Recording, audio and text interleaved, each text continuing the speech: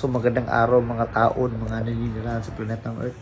Today, tattoo session. We are here at Orpheus Tattoo Shop located at New Brunswick, New Jersey.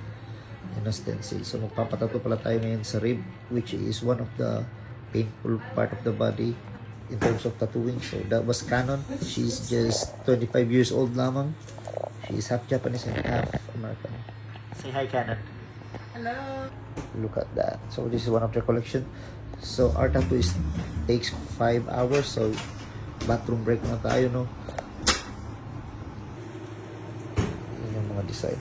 So ang ipapatato natin, ang disenyo natin ngayon is skull wearing gas mask. Sariling design lang natin, no? Wala tayong pinagkayahan yan kasi ayoko ng common. So ako lang, walang katulad.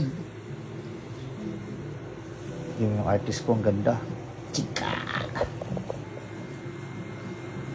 Right now, I'm just gonna blend Oh, them kinulay a ko sa'yo. little bit more.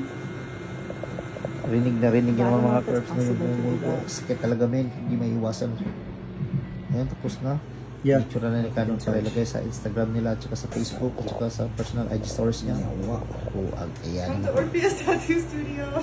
Ayan lang mga curves. Yan yung mga design ni Canon 1.